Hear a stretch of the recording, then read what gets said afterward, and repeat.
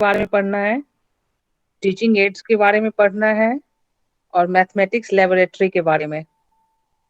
ठीक है, सबसे पहले हम लोग टीचिंग लर्निंग मटेरियल यानी टीएलएम, शिक्षण अधिगम सामग्री, इस टॉपिक पर चर्चा करेंगे।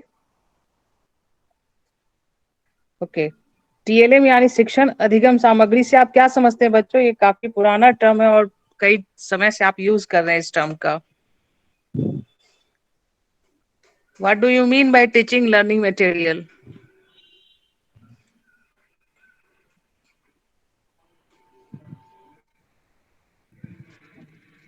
शिक्षण अधिगम सामग्री से आप लोग कुछ जानते हो, समझ रहे हो कि नहीं?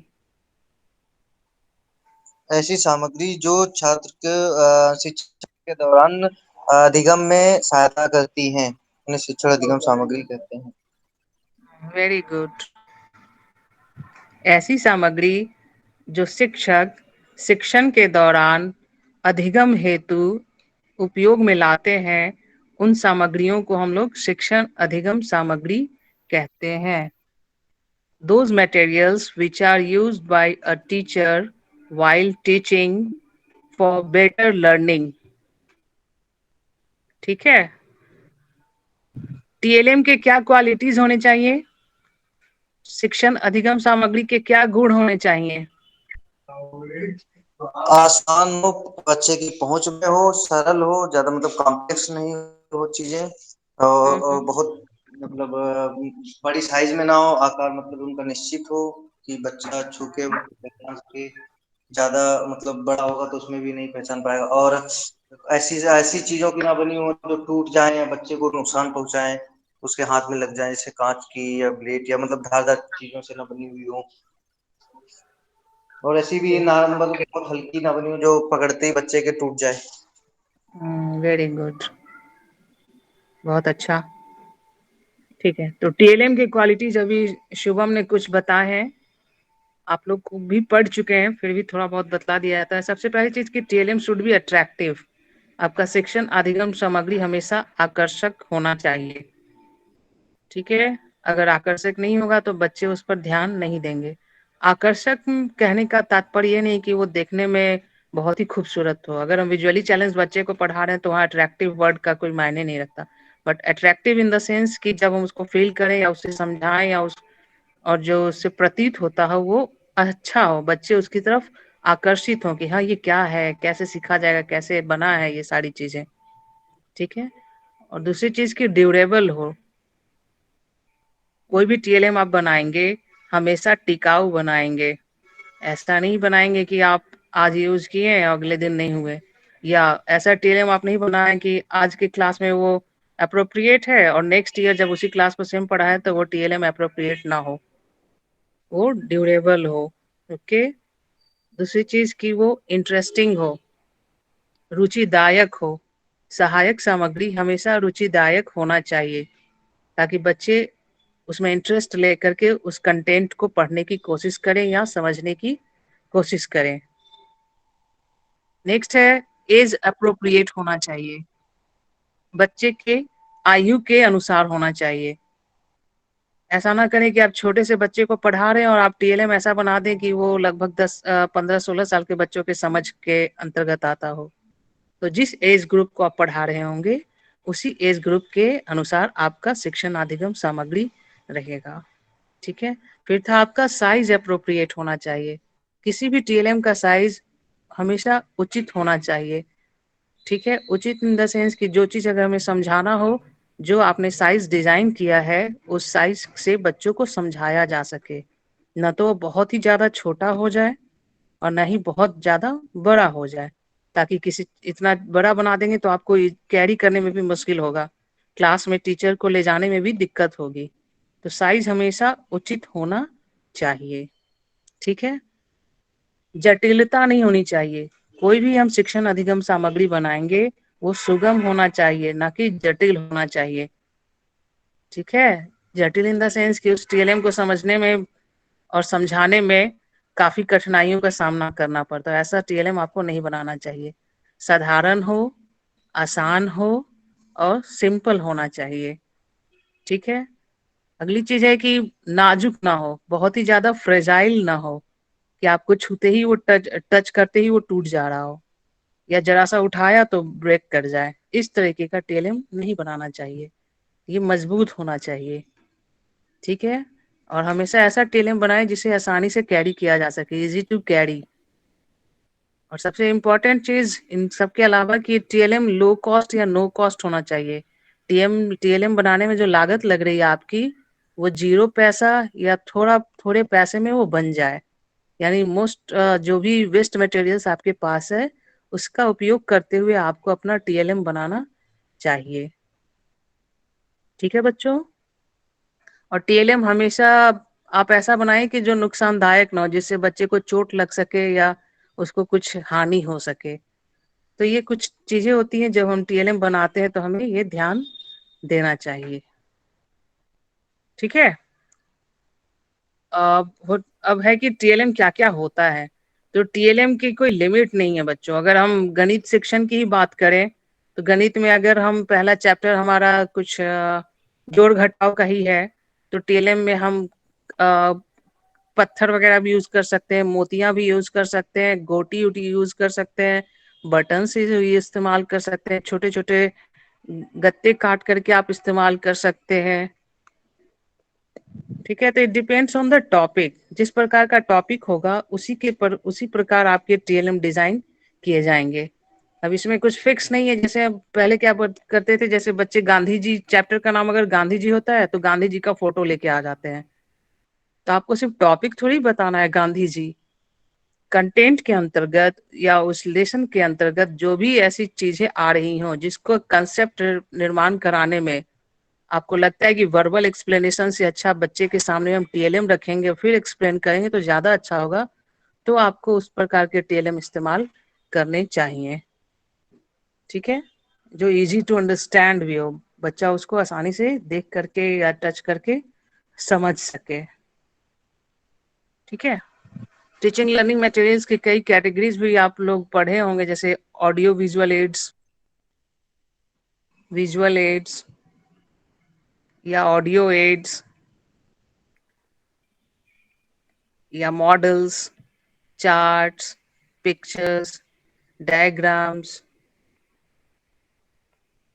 Board, different types of boards, भांति भांति के टीएलएम होते हैं। ठीक है बच्चों। अब है कि दृष्टि दिव्यांग बच्चों का टीएलएम बनाते समय आपको किस प्रकार का टीएलएम होना चाहिए। तो ये टॉपिक शायद पहले भी डिस्कस किया जा चुका है। दृष्टि दिव्यांग बच्चों का जब भी हम टीएलएम बनाएंगे तो वो उनके पहुंच के अंदर हो, एक्सेसिबल हो। दूसरी चीज अवेलेबिलिटी हो, उपलब्धता हो उस चीज की। और तीसरी चीज की वो कॉस्ट इफेक्टिव हो, ना बहुत महंगा हो ना बहुत सस्ता, तो चल जाएगा, महंगा बहुत ज्यादा नहीं होना चाहिए। टूटने फूटने वाली चीजें नहीं होनी चाहिए। उसमें कुछ चुभने लायक या चोटिल करने वाली वस्तु का इस्तेमाल नहीं किया जाना चाहिए। एक टीएलएम में हम कोशिश करेंगे कि मैक्सिमम 2 से 3 कॉन्सेप्ट ही दें। अगर छोटे बच्चे को दे रहे हैं तो एक टीएलएम से एक ही कॉन्सेप्ट देने की कोशिश करेंगे। यानी एक ही पर्टिकुलर टीएलएम में बहुत सारे कॉन्सेप्ट निर्माण के लिए आप चीजों का इस्तेमाल नहीं करिएगा। जटिलता उसकी नहीं बढ़ानी है, हमेशा साधारण होना चाहिए, सिंप्लिसिटी होना चाहिए। ठीक है। और ऐसा टीएलएम हो जिसको टच करके महसूस किया जा सके, उस चीजों को आसानी से समझा जा सके। और उसमें हमेशा कलर जो भी आप यूज करेंगे वो चमक रहित होना चाहिए। हमेशा कंट्रास्ट का ध्यान देना चाहिए। बॉर्डर लाइन हमेशा गाढ़े रंगों का होना चाहिए, ताकि आपके लो विजन जो स्टूडेंट्स हैं वो भी इजिली उस चीज को समझ सके। ठीक है। तो ये टीएलएम के बारे में संक्षिप्त जानकारी थी। टीएलएम से रिलेटेड कुछ पूछना है बच्चों आप लोगों को।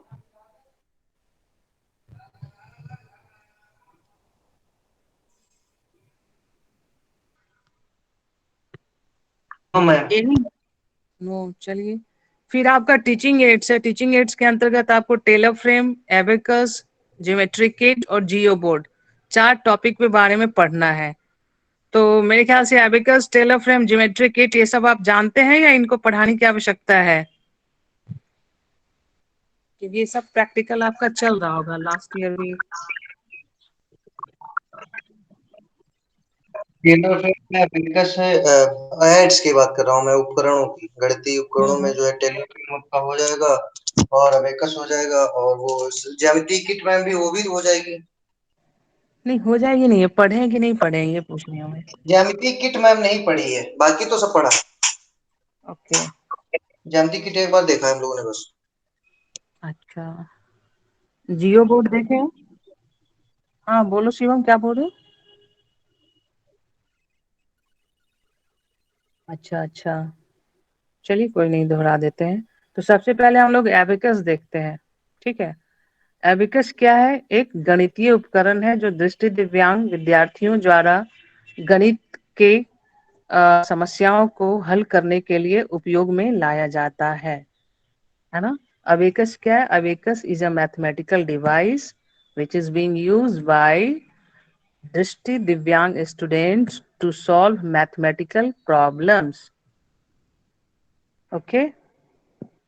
तो एबिकस के फीचर्स क्या क्या होते हैं, एबिकस कैसा होता है, उसके बनावट कैसी होती है, या उस पे हम क्या क्या कर सकते हैं, इसकी संक्षिप्त जानकारी अभी आपके सामने मैं प्रस्तुत करती हूँ, ठीक है। अबेकस एक प्लास्टिक का बना हुआ बोर्ड होता है, प्लास्टिक का, ठीक है। उस पे लगभग ये रेक्टेंगुलर शेप का होता है, आयताकार शेप होता है इसका। और इसमें जो तार की लाइनें बनाई जाती हैं, 13 से 15 लाइनें इसमें बनी होती हैं। और प्रत्येक तार में 5 मोतियां होती हैं। 4 मोती नीचे होती हैं, एक मोती ऊपर की तरफ होती है।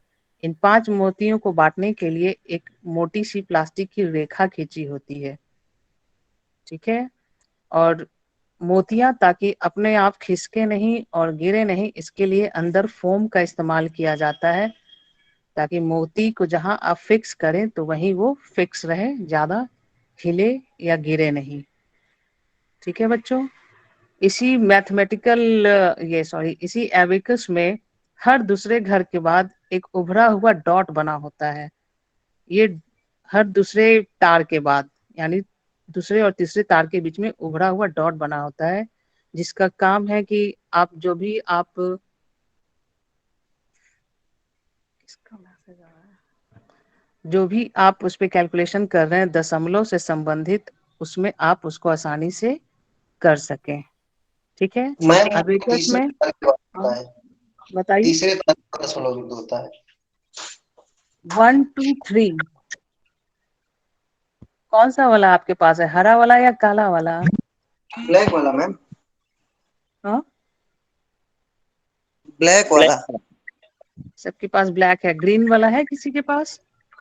ग्रीन वाला, ग्रीन वाला भी मैम है, उसमें भी 3 तार के बाद ही है, मेरे पास दोनों अभी है। 3 के बाद है या 2 के बाद है? 2 और तीसरे के बीच में? मैं वीडियो दिखाता हूँ। दिखाइए जरा, थोड़ा क्लियर करो। मैं करता हूँ मैम।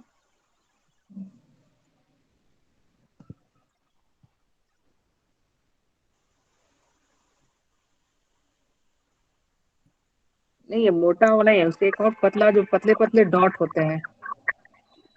मैम ये जो ग्रीन वाला है इसमें जो है मोटे मोटे होते हैं, और जो ये वाला है इसमें विभाजन पट्टिका पर है, ये हम्म। इसमें इसमें भी तीन बीच तार के वाला बाद नहीं, नीचे नीचे की तरफ जो रहता है। उसमें भी मैम तीन इसमें भी 3 तार के बाद है। ही पर है। ओके, 3 यानी तीसरे और चौथे चार तार के बीच में दे रहा है ना? यस मैम, 3 और 4 के बीच में है। चलिए कोई नहीं, मिस्टेक। तो ये जो दिया रहता है डॉट बेटा, ये दशमलव के लिए होता है। जब भी हम जैसे 1.2 सेट करना होता है, तो ये जो डॉट या लाइन ड्रॉ किया हुआ है उसको हम लोग डेसिमल मानते हैं, ठीक है। तो कोई भी दशमलव से संबंधित गणितीय समस्याएं, जोड़ घटाव गुणा भाग, आप इस डॉट का इस्तेमाल करते हुए सेट करते हो, ठीक है। अबेकस का इस्तेमाल हमेशा हम लोग कक्षा 5 के उपरांत करते हैं, क्योंकि इसको इस्तेमाल करने के लिए हमें सिंपल कैलकुलेशंस का ज्ञान होना चाहिए या टेबल का ज्ञान होना चाहिए, ठीक है। इसीलिए हमेशा इसको primary classes, upper primary classes में इंट्रोड्यूस किया जाता है। अबेकस में हम लोग जोड़, घटाव, गुणा, भाग, फ्रैक्शन, स्क्वायर रूट, डेसिमल्स की जोड़, घटाव, गुणा, भाग, ये सारी प्रक्रिया इस पर कर सकते हैं। अबेकस पे जब हम लोग कैलकुलेशन करते हैं तो वो टेलर फ्रेम की तुलना में तीव्र गति से कैलकुलेशन कर सकते हैं। लेकिन अबेकस पे जब हम कैलकुलेशन करेंगे तो लास्ट में हमारे पास सिर्फ उत्तर बचता है, न कि पूरे कैलकुलेशन का प्रोसेस। ये भी एक कारण है कि जिस वजह से ये पांचवी कक्षा के बाद शुरू किया जाता है, क्योंकि छोटे बच्चे को जब भी हम समझाते हैं कोई चीज तो वो पूरा प्रोसेस प्रेजेंट रहेगा हमारे सामने, तो उसको समझाना और समझना दोनों ही आसान होता है। लेकिन अबेकस में लास्ट में आपका सिर्फ आंसर बचता है। ठीक है। अबेकस पे जो गिनती की प्रक्रिया है अबेकस के राइट साइड से किया जाता है। ठीक है। अबेकस का हमारा जो राइट साइड अबेकस की तरफ जा रहा है, उधर से इकाई, दहाई, सैकड़ा, हजार, 10,000, लाख, इस तरीके से उसकी गणना की जाती है। ठीक है। जो मोतियां उसमें सेट रहती हैं बच्चों, नीचे जो 4 मोती रहती है, एक मोती का मान हमेशा 1 होता है, और ऊपर जो 5वीं मोती होती है उसका मान हमेशा 5 होता है। तो अगर हमें अबेकस पे 1 दर्शाना है तो नीचे की 4 मोती इकाई वाले कॉलम से एक शिफ्ट करके ऊपर जो डिवाइडर लाइन बना हुआ है वहां पे टच करा देंगे, वहां पे सेट कर देंगे, तो वो 1 को दर्शाएगा। अगर उसी इकाई में ही हमें 6 अंक दर्शाना है तो 5 वाली जो मोती है जिसका मान 5 है उसको नीचे डिवाइडर लाइन पर ला करके सेट करिए, और नीचे 4 में से एक मोती को उठा करके आपको कहाँ सेट करना है, डिवाइडर लाइन पे। तो 5 + 1 ये 6 रिप्रेजेंट करेगा। तो इसी प्रकार से अगर हमें 10 शो करना है अपने एबेकस पे, तो इकाई वाले घर में कोई भी मोती नहीं सेट करते हैं तो वो 0 को दर्शाता है। फिर दहाई वाले घर में नीचे से एक मोती को आपको शिफ्ट करना है ऊपर, तो वो 1 दर्शाएगा। 1 और 0 ये 10 हो जाएगा। इसी प्रकार से हम अंकों का इस पे शो कर सकते हैं या प्रेजेंट कर सकते हैं। ठीक है। ये रहा एबेकस के बारे में। फिर आपका टेलर फ्रेम। ओके, एबेकस का डेवलपमेंट किसने किया है, किसने इसका विकास किया है, बताएंगे जरा। क्रेमनर, पूरा नाम नहीं है, क्रेमनर है। टीवी क्रैमनर। ठीक है, चलिए। उसके बाद है हमारा टेलर फ्रेम। टेलर फ्रेम को डेवलप किया है विलियम टेलर ने। ये भी एक गणितीय उपकरण है जो दृष्टि दिव्यांग बच्चों के द्वारा गणितीय समस्याओं का हल करने के लिए इस्तेमाल किया जाता है। ठीक है। टेलर फ्रेम वुडन बोर्ड या प्लास्टिक के बोर्ड का बना होता है। इसका आकार जो है आयताकार होता है। टेलर फ्रेम के लकड़ी के बोर्ड के ऊपर ये एल्युमिनियम की शीट लगी होती है। उस बोर्ड में राइट साइड में एक बॉक्स बना होता है जिसको हम स्लाइड करके बंद कर सकते हैं या खोल सकते हैं। उस बॉक्स के अंदर हमें टाइप्स रखना होता है, और उसके लेफ्ट साइड में अष्टकोण वाले कई सारे छिद्र बने होते हैं। उन्हीं छिद्रों में हम टाइप्स को सेट करके विभिन्न अंक एवं गणित के विभिन्न चिन्हों को प्रदर्शित करते हैं। ठीक है। अष्टकोण छिद्र में हम एक टाइप को उसकी ऊपरी सतह का इस्तेमाल करते हुए 8 डायरेक्शन में घुमा करके 8 अंकों को प्रदर्शित कर सकते हैं। उसी टाइप को पलट करके 8 डायरेक्शन में क्लॉकवाइज घुमा करके हम गणित के कुछ अंक एवं गणित के कुछ चिन्हों को प्रदर्शित करते हैं। हमारा जो टाइप होता है वो लेड या प्लास्टिक का बना होता है। जो प्लास्टिक का टेलर फ्रेम होता है उसमें प्लास्टिक का टाइप होता है, और जो हमारा वुडन टेलर फ्रेम होता है उसमें लेड धातु का टाइप बना होता है। तो जब कभी भी वुडन फ्रेम में लेड धातु वाला हम लोग टाइप यूज करेंगे तो आपको बच्चों को हमेशा बताना है कि इसके उपयोग के उपरांत हाथ को धुल लिया करें, क्योंकि ये थोड़ा पॉइजनस होता है। ओके। टाइप्स हमारे 2 तरह के होते हैं, एल्जेब्रिक और अर्थमेटिक। जो हमारा अर्थमेटिक टाइप होता है उसमें आप जो ऊपर कट देखेंगे कि लंबा सा कट है और नीचे गहरा टाइप का है, यानी चेयर की तरह प्रतीत होगा। उसी टाइप को पलट दीजिएगा तो आप ऊपर 2 डॉट्स देखेंगे, उभरे हुए 2 डॉट। तो ये हमारे टाइप है अर्थमेटिक टाइप। जो एल्जेब्रिक टाइप होता है उसमें ऊपर की सतह पे ट्रायंगुलर कट या एल साइज का कट होता है। ट्रायंगुलर कट या एल साइज का कट होता है। ये हमारे एल्जेब्रिक टाइप होते हैं। ठीक है बच्चों, अर्थमेटिक टाइप से हम 0 से 9 तक के अंक प्रदर्शित करते हैं। इसके अलावा जोड़, घटाव, गुणा, भाग, दशमलव और बराबर के चिन्ह को हम अर्थमेटिक टाइप से दर्शाते हैं। एल्जेब्रिक टाइप जो है हमारा वो पावर को दर्शाने के लिए इस्तेमाल किया जाता है। जैसे क्वाड्रेटिक इक्वेशन अगर टाइप करना हो, सेट करना हो, तो उसके पावर या 2 का स्क्वायर सेट करना हो या एक x का पावर a सेट करना हो, तो इस तरीके की चीजों के लिए हम एल्जेब्रिक टाइप का इस्तेमाल करते हैं। टेलर फ्रेम का उपयोग कक्षा 1 से शुरू कर दिया जाता है। टेलर फ्रेम एक अच्छा उपकरण माना जाता है क्योंकि जिस प्रकार से हम अपने प्रिंट के माध्यम से गणित समस्या का हल करते हैं, तो वो समस्या का जितना भी स्टेप्स होता है वो हमारे पेज पे प्रतीत होता है। ठीक उसी प्रकार से अगर हम टेलर फ्रेम पे कोई भी गणितीय समस्या का समाधान करेंगे तो उस पूरे गणितीय समस्या का समाधान तक प्रेजेंट फॉर्म में वो आपके टाइप टेलर फ्रेम पे रहता है। तो आप एक ही बार सेट करके नंबर्स को विभिन्न बच्चों को सिखा सकते हैं और बच्चे भी बार बार उस चीज को टच करके, महसूस करके प्रोसेस इजीली समझ सकते हैं। ठीक है, टेलर फ्रेम और एबेकस में जो बेसिक डिफरेंस ये है, एबेकस हमारा कक्षा 5 के उपरांत शुरू होता है, टेलर फ्रेम कक्षा 1 से शुरू हो जाता है।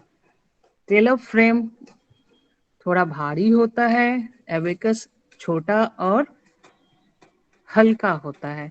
अबेकस को हम कहीं भी आसानी से ले जा सकते हैं। टेलर फ्रेम को ले जाने में थोड़ी सी कठिनाई होती है, ऐसा नहीं कि काफी हैवी होता है, बट उसके तुलना में थोड़ी सी कठिनाई होती है। एबेकस पे हम कोई भी समस्या का गणितीय समस्या का समाधान आसान जल्दी कर सकते हैं, जबकि टेलर फ्रेम पे उसी समस्या का समाधान करने में थोड़ा अधिक समय लगता है। अबेकस पे जो भी गणितीय समस्या का समाधान करते हैं उसका सिर्फ उत्तर हमारे सामने प्रतीत होता है, दिखता है। जबकि टेलर फ्रेम पे पूरी प्रक्रिया को हम देख सकते हैं। ठीक है, तो ये कुछ बेसिक डिफरेंसेस हैं टेलर फ्रेम और एबेकस में। ठीक है बच्चों, फिर आपका ज्योमेट्रिक किट। ज्योमेट्रिक किट जिस प्रकार से नॉर्मल साइटेड बच्चों के लिए होता है, ठीक उसी प्रकार से आपके दृष्टि दिव्यांग बच्चों के लिए भी होता है, लेकिन उसमें कुछ मॉडिफिकेशन करके ऐसा बनाया गया है कि उन्हें बिना देखे भी स्पर्श के माध्यम से उपयोग कर सकते हैं। ज्योमेट्री किट में कई सारे छोटे छोटे उपकरण होते हैं, जैसे कि स्केल, जिसको आप लोग शायद पट्टी या कुछ बोलते, पटरी बोलते हैं। तो स्केल जो है, उस सिंपल से स्केल को दृष्टि दिव्यांग बच्चों के लिए किया गया है कि हर एक 1 सेंटीमीटर पे उभार दिया गया है। हर एक सेंटीमीटर पे उभरा हुआ डॉट डॉट है। हर एक 5 सेंटीमीटर पे उभरा हुआ डॉट लंबे साइज का है। आप देखेंगे कि हर 0.5 cm पे एक छोटा छोटा डॉट है, जिससे आपको पता चले कि हाँ ये 5 mm है। तो इस तरह का जो मॉडिफिकेशन है किसी भी रूप में किया जा सकता है। जैसे कई जो वर्थ रस्ट वाले जो स्केल होते हैं, उनका जो प्रेजेंटेशन है एनआई वेज का स्केल से थोड़ा डिफरेंट है। तो it depends on the manufacturer, लेकिन बेसिक चीज क्या है कि सब में टेक्टाइल बनाया गया है ताकि बच्चे स्पर्श करके समझ सके कि हाँ ये 1 सेंटीमीटर है, ये 2 सेंटीमीटर है, ये 2.5 सेंटीमीटर है। ठीक है, ये तो रहा हमारा स्केल की बात। दूसरी चीज आती है फिर हमारा प्रोट्रैक्टर। ठीक है बच्चों, प्रोट्रैक्टर जिससे हम लोग सर्कल वगैरह ड्रॉ करते हैं। तो सिंपल प्रोट्रैक्टर में क्या होता है, एक तरफ आपका नुकीला रहता है जिसको हम पेज में फिक्स करते हैं और दूसरी तरफ से हम पेंसिल का इस्तेमाल करते हैं। तो इसमें क्या किया गया, मॉडिफाई करके पेंसिल की जगह स्पर व्हील लगा दिया गया है। स्पर व्हील एक नुकीला रहता है गोल, जिसको आप घुमाएंगे तो कोई भी स्पर्शीय चित्र आप बना सकते हैं। अब जैसे हमें 3 सेंटीमीटर का रेडियस का इस्तेमाल करते हुए एक वृत्त बनाना है, तो हम करेंगे क्या, एक तरफ जो नुकीला है उसको फिक्स करेंगे अपने जियोमेट्री बोर्ड पे, और स्पर व्हील की सहायता से आप उसको घुमाइए जिस प्रकार से आप पेंसिल वाले प्रोटेक्टर को घुमाते हैं, तो एक वृत्त बन जाएगा जिसका रेडियस 3 सेंटीमीटर होता है। ठीक है, नेक्स्ट है आपका स्क्वायर सेट। स्क्वायर सेट बिल्कुल जैसे साइटेड बच्चों का ज्योमेट्री किट में होता है, इन लोगों में भी वैसा ही है, बस जहाँ मेजरिंग का इशू है वहां पे इस चीज को टेक्टाइल फॉर्म में कर दिया गया है। ठीक है, ये कई ज्योमेट्री में हमें लाइंस बहुत ड्रॉ करने होते हैं, तो लाइन ड्रॉ करने के लिए एक गाइड दिया होगा आपके ज्योमेट्री किट में, लगभग 30 सेंटीमीटर का लंबा सा गाइड होगा। गाइड को आप उठा करके पेज में फिक्स करते हैं और एक लाइन ड्रॉ एल्यूमिनियम का बना होता है, आप गाइड को नीचे रखें, फिर उसके अंदर पेज फिक्स करें, तो गाइड का जो कवरिंग है उसके आप उसको दबाइए और एक लंबी सी खाली जगह बनी होती है जहाँ पे डॉट डॉट डॉट वाला उभरा हुआ बना होता है, उसमें आप अपने ड्राइंग जिससे आप लाइन ड्रॉ करते हैं उसको फिक्स करके खींचते चले जाएंगे तो ये लाइन ड्रॉ होता चला जाएगा। ठीक है, फिर आपका आता है एंगल्स वगैरह ड्रॉ करने के लिए, या कौन सी एंगल का मेज, जैसे जिसको चंदा बोलते हैं हम, है ना, कि अगर 90 डिग्री का एंगल बनाना है या 45 डिग्री का बनाना है या 30 डिग्री का बनाना है तो कैसे किया जाए। तो सिंपल जो चंदा होता है उसी में आप टेक्टाइल फॉर्म में जिस प्रकार से 0 डिग्री 30 डिग्री या 10 डिग्री 20 30 40 इस तरीके से आप देखे होंगे प्रिंट में भी, तो उसी चीज को टेक्टाइल फॉर्म में बता दिया गया है। और आपके चंदा के साथ एक लोहे की लंबी सी समझ सकते हैं, छड़ी तो नहीं, स्केल जैसा लगा हुआ है, उस स्केल में मेजरिंग का नहीं बना हुआ है, डॉट डॉट डॉट बना हुआ है जिसपे हम ड्रॉ रख करके लाइन ड्रॉ कर सकते हैं।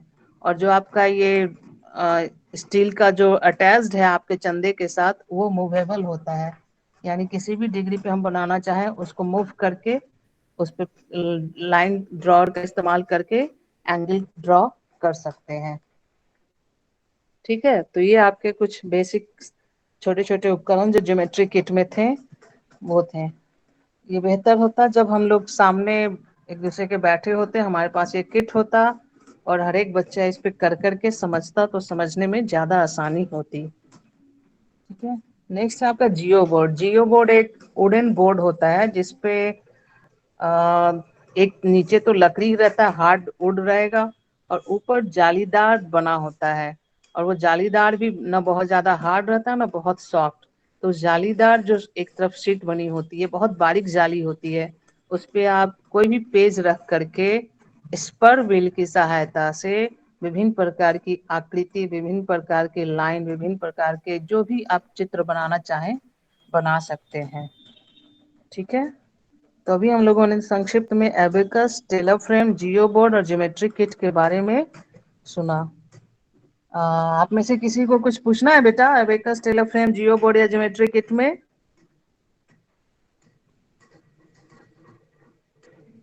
No ma'am. क्लियर है? नो। चलिए, नेक्स्ट हमारा टॉपिक है मैथमेटिक्स लेबोरेटरी, गणित का प्रयोगशाला। आप लोग कभी अपने स्कूल में देखते थे गणित प्रयोगशाला? किसी के स्कूल में था मैथमेटिक्स लैब? नहीं। नहीं मैम।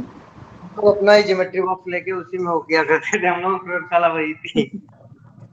उसमें लेंस निकलता था, उससे कागज जलाना, ये प्रयोग प्रयोग था हम लोगों का मेन। अच्छा,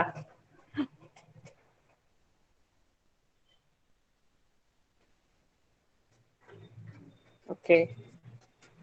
इवन मेरे स्कूल में भी नहीं था जहाँ पे मैं भी पढ़ी थी मैथमेटिक्स लेबोरेटरी, और सच कहूँ तो पता भी नहीं था कि इस तरह का लैब होता भी है। साइंस लैब तो सुने थे, लेकिन मैथ्स लैब ना कभी देखा था ना कभी सुना था। तो मैथ्स लेबोरेटरी है क्या? एक ऐसा कक्ष जिसमें विभिन्न प्रकार के गणितीय उपकरण या गणितीय शिक्षण अधिगम सामग्री रखे जाते हैं, और बच्चों को वहां पे अनेकों प्रकार की गणितीय क्रियाएं कराई जाती हैं और सिखाई जाती हैं। उसे हम गणित प्रयोगशाला कह सकते हैं या कहते हैं। ठीक है। The mathematics laboratory is a place rich in manipulative material in which children have ready access to handle them, perform mathematics experiments, play mathematical games, solve mathematical puzzles, and become involved in other activities.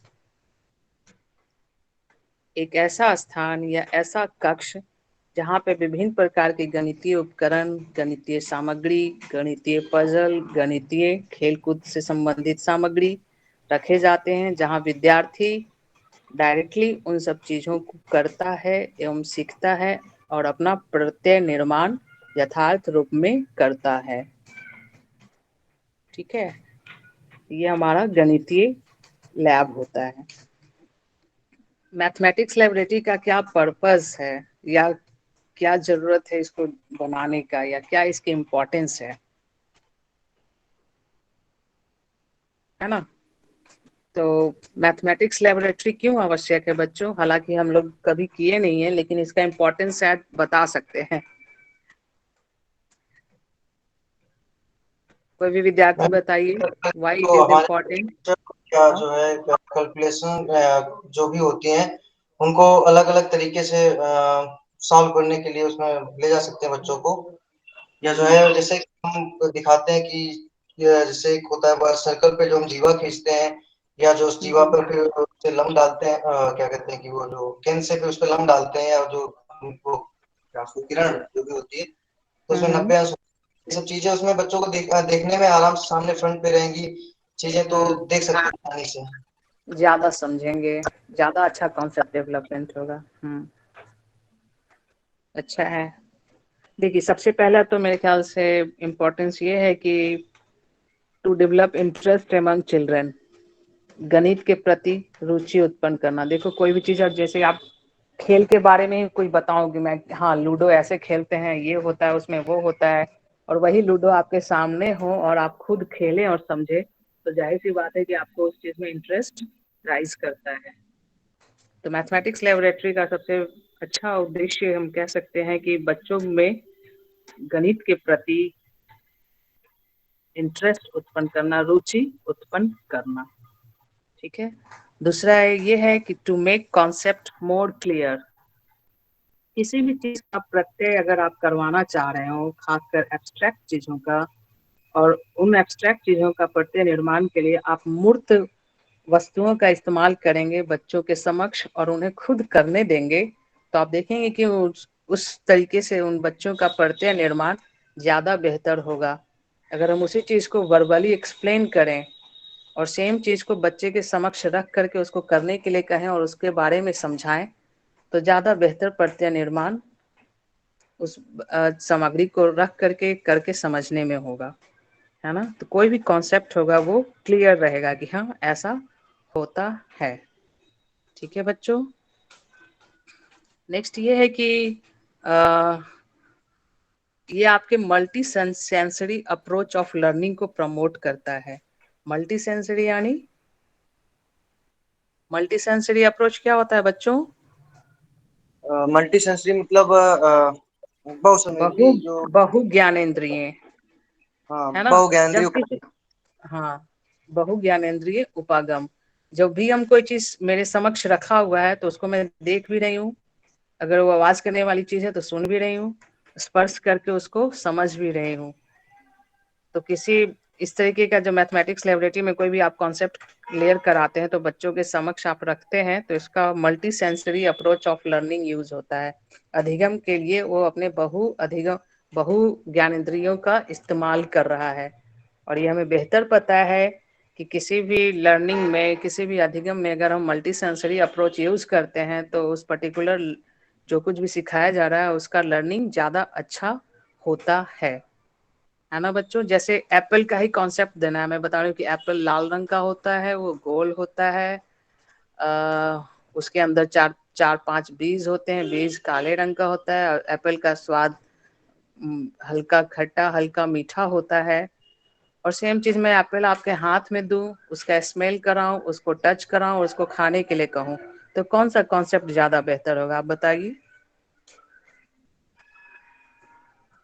बताने के अपेक्षा जो मैंने उसको दिया, हाँ, जो बच्चे ने लिया उसका यूज किया, उसको सोचा समझा, उससे ज्यादा अच्छा, तो उसमें मल्टी सेंसरी उसका अप्रोच यूज हो रहा है ना। नेक्स्ट है to make children to think. आपके सामने बहुत सारे ऐसे वस्तु रहेंगे और उस वस्तुओं के द्वारा शिक्षक पढ़ाने की कोशिश करेंगे तो बच्चे सोचते हैं कि हाँ इसका अब क्या यूज होगा, इसको अब कैसे किया जाएगा, तो थिंकिंग एबिलिटी भी उसकी बढ़ेगी। ठीक है। और नेक्स्ट है आपका to emphasis on learning by doing. बच्चा करके सीखेगा, इस चीज को एम्फेसाइज किया जाता है, ना कि टीचर सिर्फ कर दिए और बच्चे ने सुन लिया और समझ लिया। बच्चा लर्निंग बाय डूइंग वाली एक्टिविटी भी वहां पे हो रही है, वो खुद करके चीजों को समझ रहा है। ठीक है। नेक्स्ट हो जाएगा कि बच्चे इसमें सक्रिय भूमिका निभाते हैं, पैसिव लर्नर नहीं होते, वो एक्टिव लर्नर होते हैं। ऐसे अधिगमकर्ता जो सक्रिय रहते हैं, चीजों को देख रहे हैं, समझ रहे हैं और कर रहे हैं। ठीक है। ये आपके डिस्कवरी एटीट्यूड को भी बढ़ाता है, आपके इंक्वायरी एप्टीट्यूड को भी बढ़ाता है।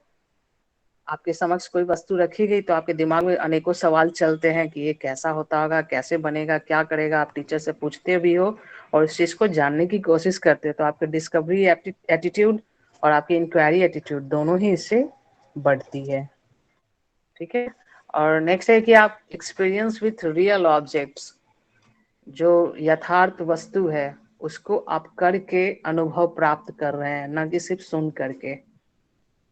ठीक है बच्चों, इसलिए मैथमेटिक्स लेबोरेटरी जरूरी होता है। उसके बाद है गाइडलाइन, यानी जो आपका मैथमेटिक्स लेबोरेटरी है वो उसके कुछ दिशा निर्देश होते हैं, जैसे कि डायमेंशन, उसका जो आकार रहेगा या उसमें जो लंबाई चौड़ाई रहेगी 40 x 30 फीट का आइडियल होना चाहिए रूम, जो रूम साइज होना चाहिए 40 x 30, और उस 40 x 30 में कितने स्ट्रेंथ होनी चाहिए, अकोमोडेशन यानी कितने बच्चे हो सकते हैं, 35 से 40 बच्चे। ठीक है। उसका फिजिकल इंफ्रास्ट्रक्चर कैसा होना चाहिए, पर्याप्त हवा हो, पर्याप्त प्रकाश हो, पर्याप्त वेंटिलेशन की सुविधा हो, फर्नीचर्स हो, फर्नीचर में लंबे वाले टेबल हो, चेयर हो, डेस्क हो, ब्लैक बोर्ड हो, प्रोजेक्टर से संबंधित उपकरण हो, चौक हो, डस्टर हो, पॉइंटर होना चाहिए। तो ये इसके फिजिकल इंफ्रास्ट्रक्चर, यानी क्लासरूम में ये बेसिक ये सारी चीजें कम से कम होनी चाहिए। इसके अलावा मैथमेटिक्स लैबोरेटरी में कौन कौन सी सामग्री होनी चाहिए, है ना। सिर्फ रूम बना देने से हमारा लैब नहीं बन जाएगा, उस लैब में हमें कुछ रखना भी पड़ेगा। तो क्या क्या होना चाहिए वहाँ, कार्डबोर्ड होना चाहिए, विभिन्न प्रकार के कार्डबोर्ड होने चाहिए, डिफरेंट टाइप्स ऑफ पेपर्स होने चाहिए। ठीक है।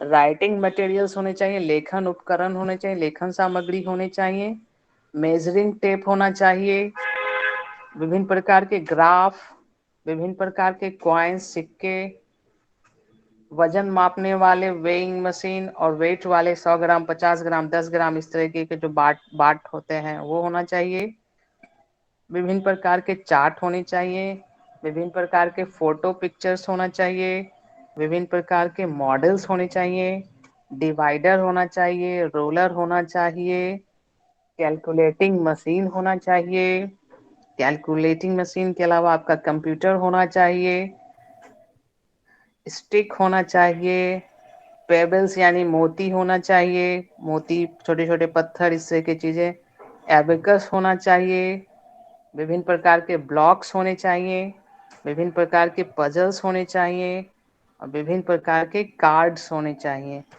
ये तो कुछ बेसिक चीजें हैं जो मैथमेटिक्स लेबोरेटरी में होना चाहिए। ठीक है बच्चों, पहले तो हम लोग डिस्कस किए कि मैथमेटिक्स लेबोरेटरी होता क्या है, दूसरा हम लोग डिस्कस किए कि क्यों होना चाहिए, तीसरी चीज हम लोगों ने डिस्कस की कि कैसा होना चाहिए, चौथी चीजों में हम लोग डिस्कस किए कि उसमें क्या क्या होना चाहिए, पांचवी में हमने ये डिस्कस किया कि उसमें किस प्रकार के सामग्री का इस्तेमाल होना चाहिए बच्चों के अधिगम हेतु, और उसके बाद आपका मैथमेटिक्स लेबोरेटरी ये सब हो गया। अब वो कैसे रन करेगा, तो रन करने के लिए यानी किस प्रकार से आपको रिकॉर्ड को मेंटेन करना है, मेंटेनेंस ऑफ रिकॉर्ड। तो रिकॉर्ड मेंटेन करने के लिए आपके कुछ पॉइंट्स हैं जो आपको आप लेबोरेटरी में हमेशा ध्यान देना पड़ेगा। सबसे पहली चीज की टाइम टेबल, ऐसा टाइम टेबल आपको निर्धारित करना है कि कक्षा 1 और 2 के विद्यार्थी एक ही बार उसके समय में ना आ जाएं, तो प्रत्येक क्लास का टाइम टेबल फिक्स करिए आप। दूसरी चीज रिकॉर्ड ऑफ मटेरियल, जो भी सामग्री आपके लैब में है उसका प्रॉपर रिकॉर्ड होना चाहिए, कितना है और कहाँ पर डिस्ट्रीब्यूटेड है। रिकॉर्ड ऑफ विजिटर्स, जो बच्चे आ रहे हैं या जो टीचर्स ले आ रहे हैं उनका भी आप रिकॉर्ड रखेंगे। लैब मैनुअल होना चाहिए, यानी लैब में आपके कौन कौन सी सामग्री है उसकी पूरी लिस्टिंग होनी चाहिए और कितनी है उसकी लिस्टिंग होनी चाहिए। आप एक सजेशंस नोटबुक रखिए, जो भी बच्चे आ रहे हो या टीचर्स आ रहे हैं, आउटसाइडर्स जो विजिट करने आ रहे हैं उसमें अपने सजेशंस लिख सकें, सामग्री के परिप्रेक्ष्य में या लैब के परिप्रेक्ष्य में। ठीक है, फिर आपका टेक्निकल सपोर्ट होना चाहिए। ओके, तो इस प्रकार से आप अपनी मैथमेटिक्स लेबोरेटरी को बेहतर तरीके से रन कर सकते हैं। ठीक है विद्यार्थियों, कुछ मैथमेटिक्स लेबोरेटरी में पूछना है आप लोगों को या सब क्लियर है? नो मैम, मेरे यहाँ सब ऐसे साइंस वाली लेबोरेटरी में था, अच्छा सब कुछ ऐसे ही। मैं दरअसल पीवीआर में पढ़ा हुआ हूँ मैम, तो वहाँ पे बहुत बड़ी फिजिक्स की और केमिस्ट्री की और बायो तीनों की बहुत बड़ी लैब थी, तीनों अलग अलग बहुत बड़े बड़े हॉल थे, तीनों में ऐसे ही था।